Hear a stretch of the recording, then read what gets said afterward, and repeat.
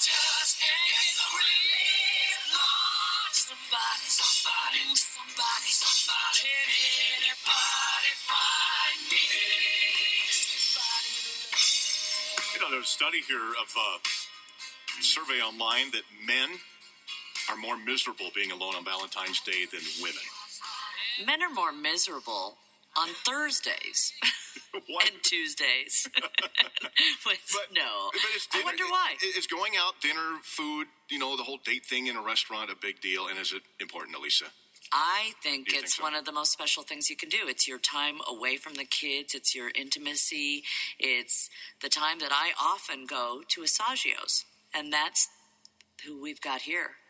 The owner of Assaggio's, Mauro Golmarvi. And Mauro, you give everybody a hug when it comes to Valentine's, but you give people a hug every day. And that's what I love. And more than the food, I go to you because I want my hug. Right? Absolutely, Alice. I think every day should be such an awesome day. When you give the hug to people, you really get the positive energy transfer. And it's so important that holding up and squeezing them and everything. Mm-hmm. And it should be such a special thing because everybody has a good food and a good, good ambience and everything. But I offer you come in my house. And my house, when you come in, the first thing I do, I grab you and I hug you. So same thing I do in my restaurant 1,000 times a day. He does. He does 1,000 times a day, and he does it with everybody. And when you bring people, I brought people in over the weekend, they all got hugs by the time they left. They all love you. So it's a beautiful thing. It's an awesome feeling when you can give that one to people. It's a transfer the good energy because I get more energy with them when they're hugging me also. So it's go back and forth. Gets the comfort zone going, maybe works up the appetite. So, Mauro, is food... going out to dinner, you see it every day. You've been in the restaurant business for years. Yeah. Is it really important, and is it still that special of something we can do? It really is, and I want to just give a few tips what you should not order and what you should order for the Valentine date. Okay. For example, stay away from red sauce and heavy pastas because you're going to go home and have a dessert. If you know what I mean. We know what you mean. And it's interesting that the man who makes the best red sauce around is telling us not to do the red sauce and pasta. Tonight. Not for tonight. Okay. Not for tonight, because first of all, you don't want to look sloppy in front of your date. Okay. And you don't want to just, get, your mouth going and everything. I would do very light stuff. For example, tonight I'm going to have the ravioli with the lobster fill. Uh-huh. And we do with a little bit of saffron and also cream sauce. I like his saffron cream sauce. I had it with the scallops the other night. That's my favorite. It is. By the way. This is the first year, Alisa, I don't think I'm going to have you for Valentine. No, because Kevin has to go out of town, so we did it. That's why we came in on the other night. Got you. So okay. I'm glad I could celebrate it for you. But Alisa got her own table also, Mark. Uh-huh. She's in her own corner table. With because the night I got engaged with Kevin, we went, that's where we went, the night of our engagement. And so you keep coming back and every year. And also, I want to just, go, it matter what would happen to you tonight. Uh-huh. You come in, the valet is not ready to pick up your car. You wait in the door a little bit longer, and your service is not on top of everything. Nothing should make you upset tonight. Okay, so expect that to happen. Accept that because, it's not every day is a Valentine. Mm-hmm. So let's put it that way.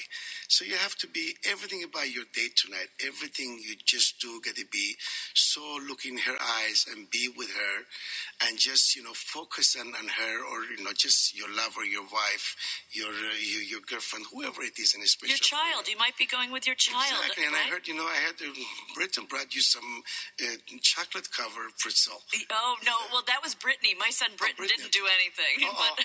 I thought I was going to call him. No, thank you for being so good to your mom. Oh, well, you can still call him and encourage him to do that. Thank you, Mauro Golmarvi of Assaggio Ristorante.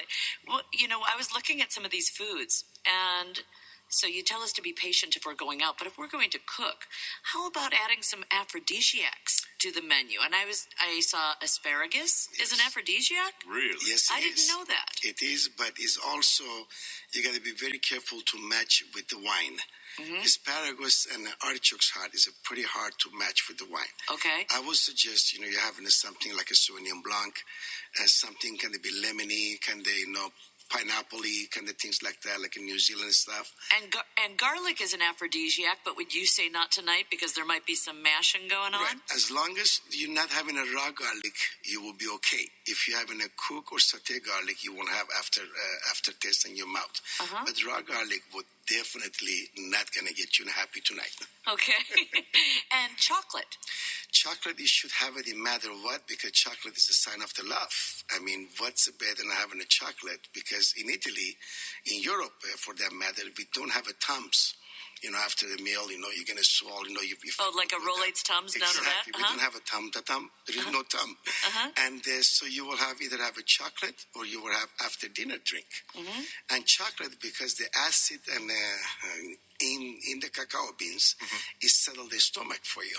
So it's kind of very balancing after your meal. So that's interesting. We can go anywhere with the chocolate. We can do not just candy, but maybe chocolate cake, chocolate pudding. Yeah, I stay away from chocolate. Chocolate with the milk. I will go more 60 to 80%, 100% cacao kind of deals. Okay. You have a more darker it is, the better it is for digesting your food. Does Valentine's Day mean diddly in Italy? Yes, it is. And we call him the San Valentino. San Valentino, and, San Valentino is, was a pretty big deal in Italy, and it started normally in Italy, and at the time when the Valentine thing started, we start celebrating the 13th, not the 14th. And what would you do? We just, stay home and cook or go out for dinner, but we always, no matter what, we will start with something sparkling. Because the fuzz and sparkling, it means celebration. So sparkling, whether it be a sparkling water or a sparkling champagne or a sparkling cider? Absolutely. I will get cider, I will Prosecco, Cava, champagne, whatever you like to have. I think the sparkling is celebration, and your stomach gets you ready for your, for your whole date night. Was your very first kiss in Italy? It was in Rome. I don't know if I had a great memory of him or not, because she was a little bit kind of disgusting with him. But, She was disgusted with you for giving her a kiss? Yeah, because I jumped on her really fast. Because you were how old? I was 14. Sounds like a 14-year-old boy, Mark, doesn't it? Was the same for you? 14. Yeah. 8th grade, because all my friends said, you should keep up with the crowd. We all have girlfriends, so why don't you go find Carol, and maybe she'll be a perfect one for you. So in the restaurant business, is it too late? Are we going for a reservation tonight, or are most restaurants around Seattle just first come, first serve? We're going 100% for reservation tonight. I mean, if you don't have reservation, feels very sorry for you. You know what I do when you don't have a reservation, whether you cook at home or you just say, forget it, you can make something at home. I always go to the International District because there's a lot of walk-in restaurants there. I know. Is that bad? No, it's not, because I was thinking about on a Christmas Eve, I do the same thing. That's what I do on Christmas. Right. That's the same thing. Yeah, because you go to an International District because, the Chinatown is there and the food is there, and you don't feel lonely over there. Yeah, because there's a crowd of people. Right. I know. That's so what about, Jennifer, you had a question. You had a tradition that your mother did for Valentine's that you're not necessarily wanting to pass along. Well, I love the tradition when I was a child. She has a red or heart Jell-O mold, and she would take red Jell-O and she would make this big, beautiful red Jell-O heart. And it was always special. But now we eat healthier. My kids, I don't really feel great about giving him a big plate of Jell-O. And so I'm curious what I could do for a child to make something sort of special. In the 1 minute we have left, what would you say? Well, for the child, I think we're going to stick with the whole chocolate program, or we can give them the way you were saying last night. You brought everybody in a red, and even for the kids, you got the red things. Every drink was a red drink. Yes, I mean, you can make a strawberry smoothie for the kids. You can do raspberry, you can do the red things like that. Right. I think they would be really happy with that. So kids don't feel weird, mom and dad giving them a Valentine? Because it's about romance, but... But you love them. It's all about love. It doesn't matter. Yeah.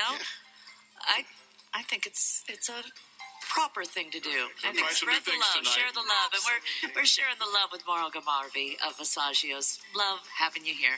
Thank you so much. Mauro. Thank you for having me here, guys. Okay. Kisses, Happy Valentine hugs. to both of you. Oh, thank you. Thanks a lot. It is now 6:46 here at Sunrise Seattle. Smart Talk.